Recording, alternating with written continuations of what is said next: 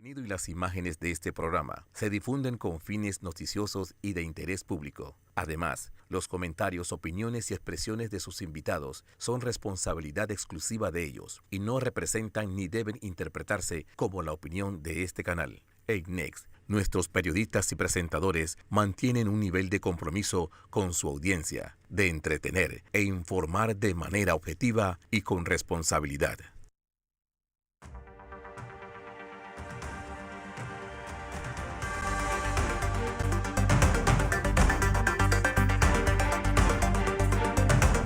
Saludos Panamá, bienvenidos nuevamente a Hablando de Frente, como todos los jueves a las 7:30 de la noche. Recuerden que cuando no puedan verlo, ahora lo vamos a estar retransmitiendo el día de hoy también a las 10 de la noche, y cuando así no puedan verlo, igualmente estamos en las redes de YouTube de Vallarino Panamá y de Next Noticias. Hoy, tal como dijo Carolina, tenemos bastante más información. Y como lo dije la semana pasada, nos vamos a referir al caso de Odebrecht, lo que está pasando y lo que empieza a ser la versión de la defensa. Voy a tocar otro temita al final, pero principalmente vengo con este tema. Para que no se me pase, porque hemos estado días ahí, en la cabeza la tenemos así, de tanto estar oyendo a la gente leer babosadas, pero para que no se me pase, el martes a las 4 de la tarde, martes 20, en la 5 de mayo, hay una concentración, marcha, protesta, por todo lo que se está viviendo en este caso, y yo paso a explicar. Si usted está de acuerdo con lo que está pasando en este caso, usted no tiene que ir a la marcha. Se salvó de caminar y se salvó de irse a concentrar. Pero si usted coincide al final de mi programa con lo que yo le voy a decir, las razones por las que se protesta, entonces yo sí lo espero el martes a las 4 de la tarde en la 5 de mayo. Este no es una marcha solamente relacionada a Ricardo Martinelli, y no quiero que se vea como una connotación política nada más. Este es un tema que tiene que ver con la justicia y lo que nosotros como país no podemos permitirle a una juez y a una magistrada presidente de la Corte Suprema de Justicia que están avalando unas cosas que son inverosímiles ya de lo que ha hecho el Ministerio Público.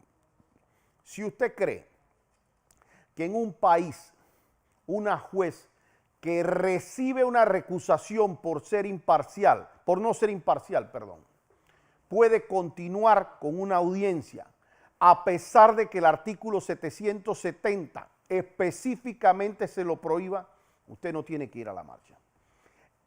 Esa juez, y mucha gente me ha dicho, oye, la juez les está decidiendo en contra de las incidencias que ustedes están proponiendo como defensa, pero por favor, si ustedes ven desde que yo planteo la incidencia, yo casi que le digo a la juez, ya sé cómo usted va a decidir esto. De hecho, se lo digo porque yo tengo que agotar la vía. A ver, usted no puede ir a una apelación y usted no puede presentar un amparo, usted no puede presentar un recurso si usted no se lo pidió a la juez, a pesar de que usted sepa que ella particularmente lo va a negar. Y yo quiero empezar por decirles a ustedes quién es esa juez.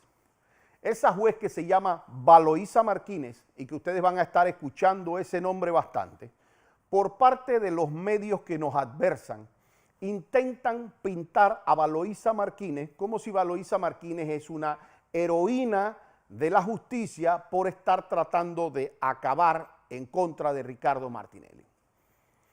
De estos jueces hay varios en Panamá que hemos tenido, y también hemos tenido, por supuesto, en el mundo. De hecho, hubo un juez en Brasil muy conocido, que fue el juez Moro. Lo hicieron casi un héroe nacional, hasta que hoy día están confesando allá en Brasil todo cómo se orquestó detrás entre el Ministerio Público, el juez y varias otras personas para incidir políticamente y meter preso a Lula da Silva, que en efecto lo metieron preso, lo tuvieron creo que 1 año o 2 años preso a Lula da Silva, y luego en base a esas confesiones de todas estas personas que estaban alrededor y que pudieron determinar la forma en que ese juez Moro estaba incidiendo sobre el caso, completamente vendido, entregado, se anuló la sentencia que había incluso en contra de Lula da Silva, que era una sentencia del más alto tribunal de justicia. Lo que hizo su defensa fue marcar con claridad todos los escenarios que habían pasado y cómo se habían dado las irregularidades para poder llegar a esa nulidad que hacen a través de una revisión en Brasil. ¿Por qué les digo esto? Porque estamos a unas semanas de que en Brasil se dé la elección presidencial. Y la persona que más posibilidades tiene, pero por lejos de ser presidente en Brasil, se llama Lula da Silva. Yo casi que les apuesto mi presencia en este programa que el próximo presidente de Brasil se llama Lula da Silva. Con todo lo que vivió de todos estos supuestos escándalos de Lava Jato, de Brasil, de Odebrecht, que fue de donde nace todo este expediente para acá, para Panamá. Y ahora vamos a hablar de Panamá.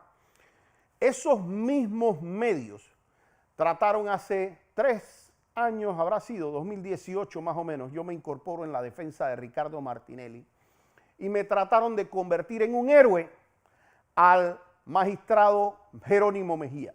Según ellos, ese tipo estaba interpretando el código de la mejor manera y las personas que en su momento, yo en ese momento ni siquiera era parte de la defensa de Ricardo Martinelli, pero me incomodó tanto la forma en que él estaba llevando ese expediente, que fui una de las voces que se alzó de manera independiente a decir es incorrecto lo que ese magistrado está haciendo en la Corte Suprema de Justicia.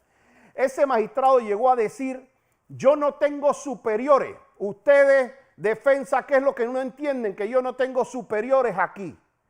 Y luego, cuando se dieron los recursos, tuvo que callar, porque en efecto se le ganaron esos recursos arriba.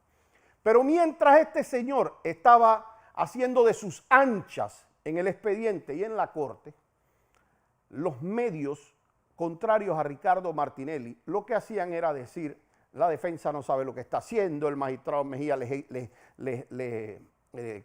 niega todo, todo lo que hacen esta gente no tienen idea de lo que están haciendo, y tal parece que en ese caso se sabía tanto lo que se estaba haciendo que en 2 ocasiones, no en una, en 2, se ganó en juicio oral, igualmente hasta en etapas de anulaciones y casación. De hecho, trataron de meter una segunda casación y también se les ganó. A ese nivel es que nosotros sabemos lo que estamos haciendo. Entonces, tengan plena confianza, porque mucha gente comete otro error. Me dice a mí, Alfredo, lo que pasa es que ustedes están en un juicio. No, nosotros no estamos en un juicio. Tengan muy claro que a esta altura nadie ha sido llamado a juicio. Esta audiencia es para determinar si tan siquiera de aquí, posiblemente al año que viene, el calendario está ahora mismo, me imagino que ellos tratarán de apurar o hacer algo porque es típico lo que hacen, pero el calendario de audiencias, por ejemplo, que citaron la audiencia en la que hicieron para la exministra Molinar, lo pusieron para noviembre del año 2023. Y ustedes van a hacer en un año, porque hacer un juicio no es tan sencillo. Usted tiene que notificar a muchísimas personas, tiene que esperar a que se admitan las pruebas, las que se inadmiten también tienen que debatirse en los tribunales, así que es muy normal que cuando se pone el juicio, pues se ponga un año hacia adelante. Pero ustedes van a ver, y oigan lo que se los dejo grabado aquí, que esta juez tratará de hacer algo distinto. Yo me tendré que sorprender mucho si ella realmente actúa en derecho, porque tendría que sobreseer a todo el mundo. Pero ¿quién es esta juez? Esta juez Valoisa Martínez, que tiene unos vínculos que en los próximos programas yo voy a ir revelando aquí cuáles son los vínculos de ella, pero yo quiero que ustedes sepan cómo llega ella a este expediente. Ella no era juez ni siquiera de circuito. y es uno de los puntos que nosotros debatimos en la audiencia, habían 16 jueces de circuito, 16, del 1 al 16, y ella no era uno de esos 16 jueces. El número 12 de esos jueces era el juez Óscar Carrasquilla, y a él le asignan el expediente de Odebrecht. De hecho, si ustedes lo buscan en Google, de hecho, si ustedes buscan en YouTube las audiencias posiblemente de la supuesta delación, se van a dar cuenta que hay un juez que se llama Óscar Carrasquilla, que es el que está llevando a cabo la audiencia. ¿Qué establece nuestra Constitución y qué establece nuestra ley? Que a usted, cuando a usted le asignan un juez, ese es su juez natural.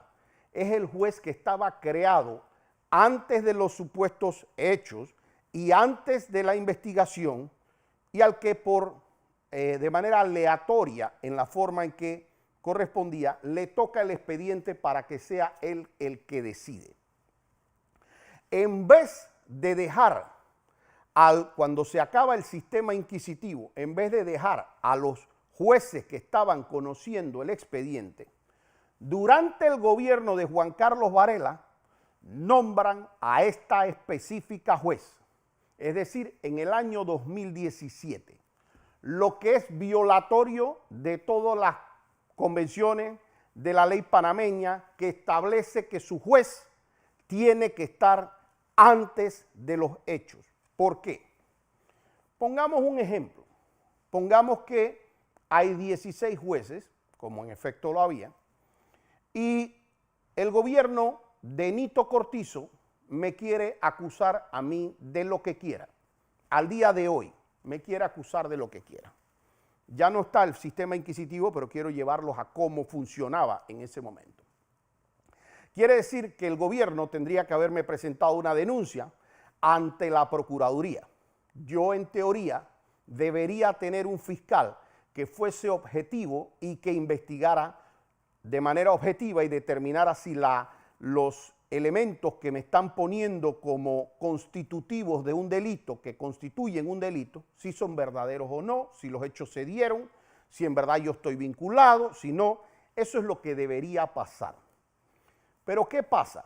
Y esto incluso tenemos un problema hoy en día con este gobierno en particular. Lo que pasa es que cuando sacan a la procuradora Kenia Porcel, me refiero cuando se la sacan del sombrero, la ponen del Consejo de Seguridad, es decir, de las entrañas de lo más oscuro del gobierno de Juan Carlos Varela, y la pasan a ser la Procuradora General de la Nación. Y esa Procuradora General de la Nación no deja a los fiscales anticorrupción que tenían décadas o que tenían años en sus despachos, sino que trae a 4 fiscales muy específicas de la nada, que no habían manejado casos anticorrupción, pero que le hacían caso a esa procuradora en casi que lo que dijera esa procuradora.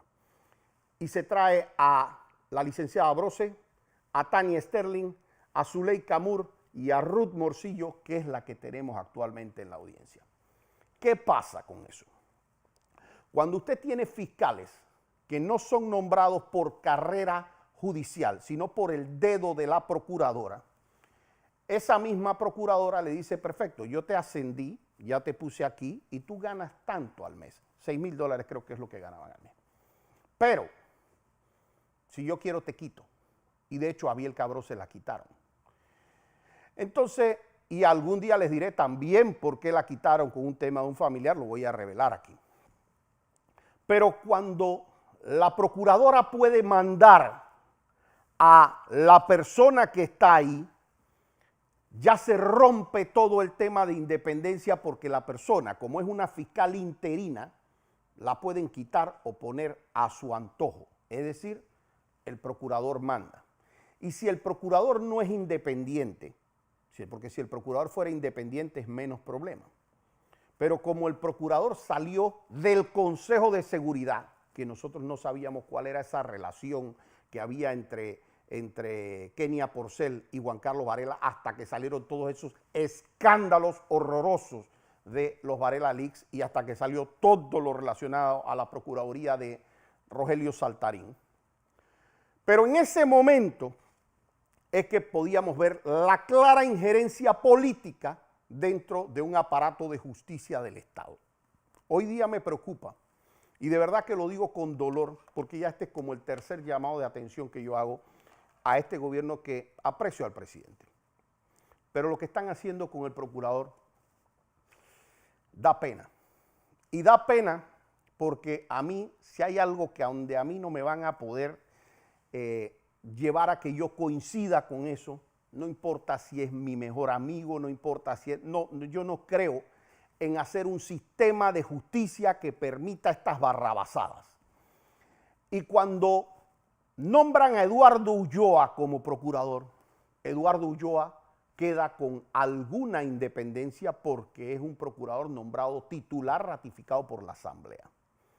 Pero dejan un procurador suplente, que es lo que es Javier Caraballo, y Ulloa ya yo creo que salió hace como un año.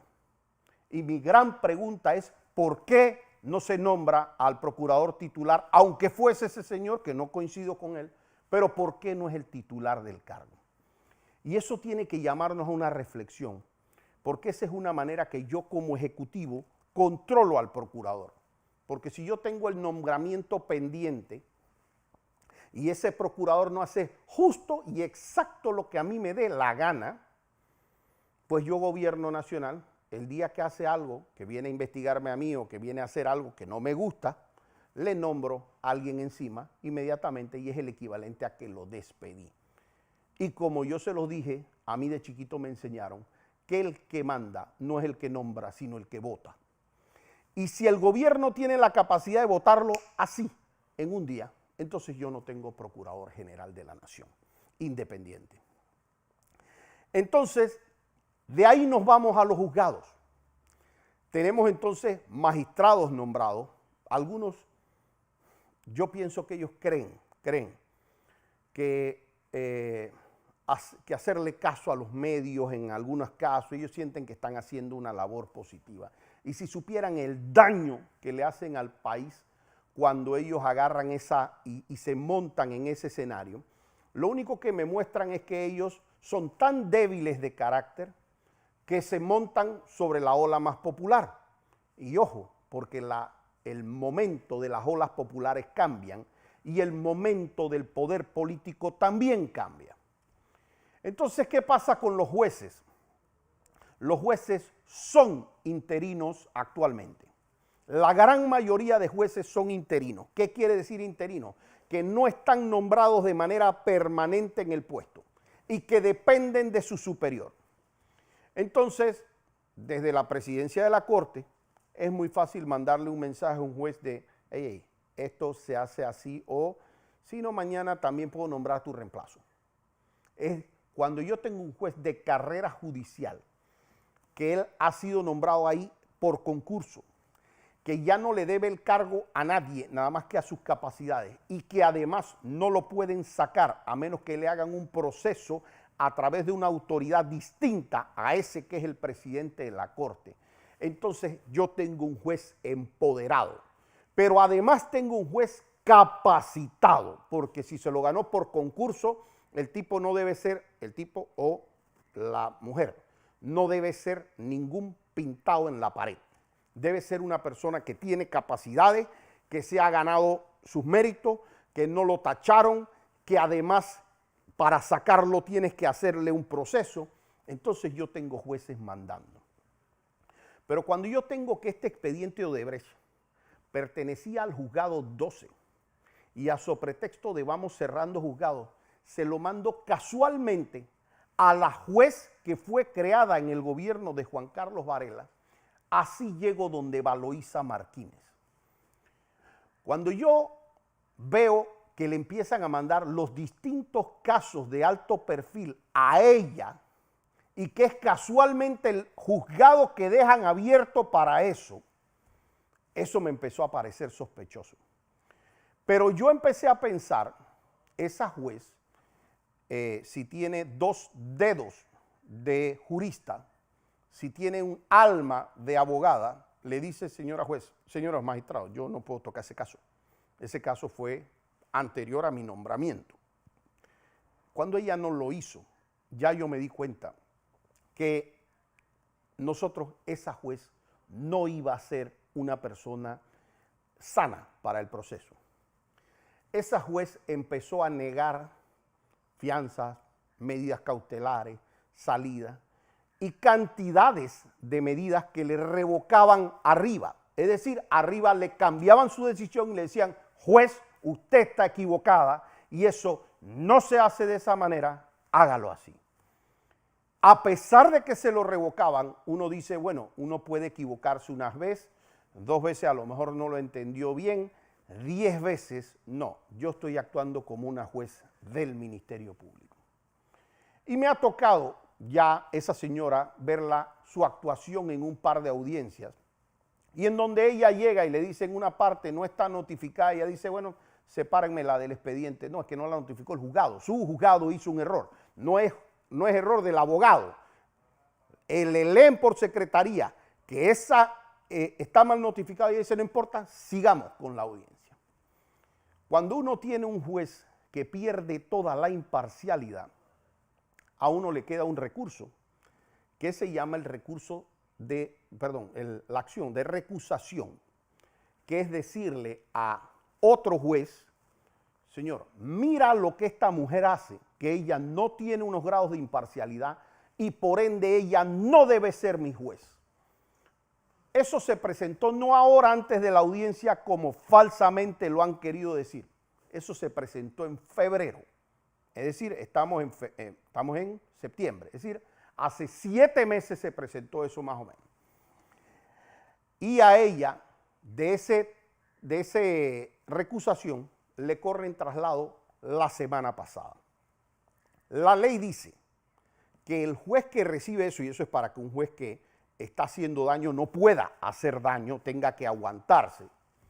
La ley dice que apenas un juez recibe comunicación de que tiene un proceso de recusación, debe aguantar la tramitación del expediente. No puede tocar el expediente hasta que el próximo juez le diga, revisé y yo creo que sí debe seguir con el caso, o yo pienso que no debe seguir con el caso. Pero mientras ello ocurre, ella no debe tocar el expediente. Y a nosotros nos llamaba la atención, primero, que ella claramente no debe ser la juez, ni siquiera por todo lo que le estoy diciendo, que ella era una juez nombrada posterior. Pero con todo lo que ella estaba haciendo en su forma de actuar en el expediente, pues nosotros ciertamente no consideramos, y se lo he dicho en la cara a ella, yo no le tengo miedo a ella, se lo hemos dicho que ella no es una juez imparcial. Y eso lo está decidiendo una juez siguiente. Cuando llegamos a la audiencia, ella dice que eso tiene una excepción para cuando se está haciendo audiencia preliminar y audiencia ordinaria. Y es cierto que hay un artículo después que habla de una excepción, pero para que eso funcionara, a ella le hubieran tenido que comunicar eso en la mitad de la audiencia y ahí sí no suspende, porque lo que no se quiere es generar que una audiencia que está en funciones, que está en desarrollo, se pueda paralizar. Pero si ella recibía eso antes, ella debía contestar su informe de conducta, que no lo hizo la semana pasada, y debería haber suspendido eso. Si usted cree que una juez, a pesar de violar la ley de esta manera, debe seguir viendo un expediente, usted no tiene que ir a la marcha. Si usted cree que no es correcto que a una persona, aquí existe lo que se llama en derecho penal el derecho penal del enemigo, que es cuando usted no tiene a una persona procesada para básicamente, vamos a ver si tú eres culpable o inocente, sino es que tú sales inocente de un caso, te voy a poner otro. Sales inocente de ese, te pongo otro. Lo que sea, yo como Estado estoy, porque mi trabajo no es determinar si tú eres culpable o inocente, mi trabajo es condenarte, mi trabajo es eliminarte. Y a eso en la doctrina penal se le conoce como derecho penal del enemigo. Entonces yo quiero decirles ¿a ustedes les parece correcto que a Ricardo Martinelli le hayan hecho 25 procesos, de los cuales 23 ya están cerrados y varios de esos se han ganado con sobreseimiento, con nulidades, en juicio oral? Se ha ido 2 veces a juicio oral. 25 procesos. Si eso ya no marca una dinámica de qué es lo que están tratando de hacer y de que esto tiene que ver con el derecho penal del enemigo, entonces nosotros estamos bien fregados. Pero esta juez no solamente es que hace eso. Esta juez, de manera muy particular, limita hoy día, y esto lo están viendo público, o sea, lo que yo les estoy diciendo a ustedes lo están viendo en televisión. Ella dice que la ley dice que ella tiene que leer la vista fiscal y la oposición de la vista fiscal. La vista fiscal completa. Y cuando aquí fueron a mencionar un tema del candidato Rómulo Rux hoy, ella dijo que esa parte no se leía. Está en televisión, yo no le he podido sacar todavía la grabación, pero lo voy a sacar y en el próximo programa se lo voy a poner. Eso no permitió que saliera a la luz pública. Y ojo, yo no estoy diciendo que Rómulo Rux haya hecho nada indebido con el tema de Odebrecht. Yo lo que estoy diciendo es que las mismas donaciones, y por eso, mire, si yo tengo una sola satisfacción es saber que en la audiencia junto a nosotros está la gente de Juan Carlos Varela, porque por lo menos somos, así como quien dice, somos familia por parte de la tía indagatoria o de la audiencia o lo que sea, ya somos por lo menos familia, estamos en el mismo asunto. Pero él solito, con el ánimo original de decir que se había hecho algo malo en la campaña de Ricardo Martinelli originalmente, abrieron este espacio, este expediente. Y dentro de esto hay las cosas más absurdas que van a salir la otra semana cuando hagamos los alegatos, porque lo que ustedes están oyendo en televisión no es, y es muy importante aclararlo, no es el expediente como tal, es la opinión del fiscal, se le llama la vista fiscal, de lo que el fiscal entiende que hay en el expediente y en donde él hace resumidos y extractos y los pone dentro de su opinión jurídica. Después vamos a ir a los alegatos. Pero una de las cosas que a mí sí me ha llamado la atención esto, porque la fiscalía ha quedado de nuevo en cuera, desnuda completamente, es que la fiscalía ha dicho, por lo menos que hay vinculadas aquí como 200 sociedades. Como 200 sociedades ha mencionado, y si ustedes oyen y pueden seguir mañana oyendo, van a ver que dice que hay un montón de sociedades vinculadas. A la única sociedad que le abrieron cargo, esto da entre risa y dolor, fue Importadora Ricamar, que tiene 6,000 empleados en Panamá. Y eso solo indica el nivel de persecución que tiene. Han mencionado a más de 100 personas que la propia vista fiscal dice y fulano estaban involucrados y fulano lo mencionaban y tal. No, pero a ese no lo procesamos. No estoy hablando de los acuerdos de pena, no estoy hablando de los acuerdos de colaboración, esos son otros 500 pesos, porque la fiscalía también dijo, tenemos acuerdos de pena, con 12 personas hemos condenado a 12 personas. ¿Dónde están los 12 presos? Porque en Panamá es el único lugar que se hace acuerdo de pena sin pena. Este país es el único que un fiscal hace un acuerdo de pena, pero no termina penando a la persona. Entonces, esos puntos que son ridículos y que van a salir la otra semana bastante claro, lo que nos deja saber es la clara persecución política que hay. Pero hoy yo le decía a una persona, y con esto lo dejo casi con el resumen. A ver, la defensa de Ricardo Martinelli ha sostenido que lo que en 2008 y 2009 se recibió Ricardo y las empresas de Odebrecht se le llaman donaciones y que no podían ser a cambio de nada porque él ni siquiera era un funcionario, no era ni presidente de la República, no había sido electo ni siquiera presidente de la República cuando inició la sucesión de pagos que se recibían. Ronnie Mizrachi, que es una persona a quien le dirigen los pagos, no tiene manera humana de saber que había algo indebido con un pago, porque Ricardo Martinelli, no puedo sospechar que hay algo irregular. Si Ricardo Martinelli no puede haber corrupción de servidores públicos porque no es servidor público. No puede haber nada ilegal porque mi cuñado no está en ninguna obra, pero sí me hace suponer que estoy en una campaña política y que recibo dineros de una empresa que en el 2009 es como si yo le dijera a usted que usted está recibiendo casi que dineros de la Iglesia Católica, porque era una empresa súper reconocida como el Canal de Panamá, en ese momento Odebrecht. Nadie hablaba mal de Odebrecht sino hasta casi el 2016. Pero esos pagos que se reciben a través de eso y que llegan enteros, Ronnie Mizrachi no queda con un real de eso. De hecho, creo que puso $1 o $2 de más al momento que hace las transferencias, porque ¿quién va a hacer un blanqueo de capitales para no quedarse con un real?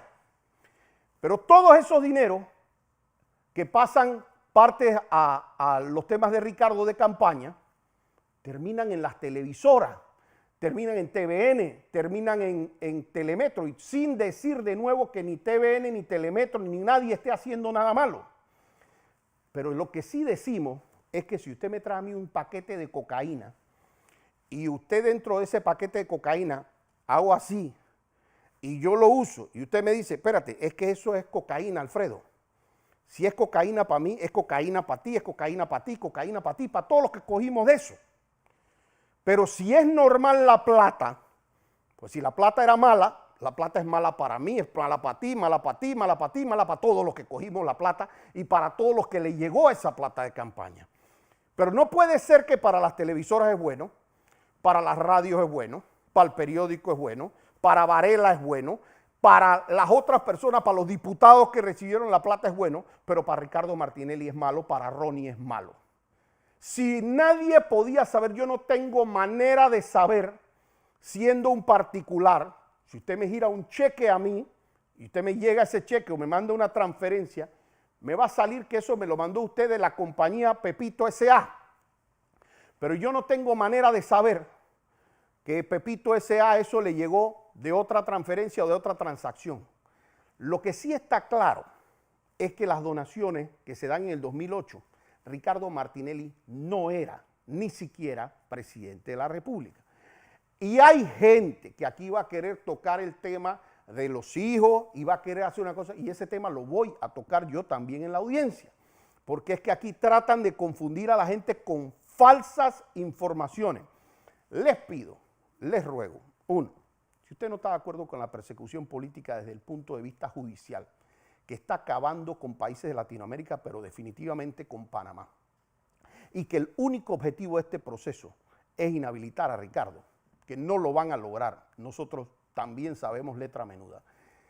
Les pido que ustedes vayan el martes y levanten su voz de protesta, porque estos procesos políticos se paran también con movimientos políticos. Y número dos, les pido que estén en atenta sintonía de lo que está saliendo, porque al día de hoy, que es el cuarto día y que acaban mañana de leer la vista fiscal, todavía no me han podido sacar un cheque que llegara a Ricardo Martinelli en su periodo como presidente de la República de Panamá. Y a lo que se refieren del 2008, que son temas prescritos, está claro que cada centavo fue a pagar temas de la televisora, de las campañas, de las gorras, de los suéteres, etc. Y vuelvo y digo, si es malo para uno, es malo para todos, o no es malo para ninguno. Así los quiero dejar a todos hasta el próximo jueves aquí, Hablando de Frente.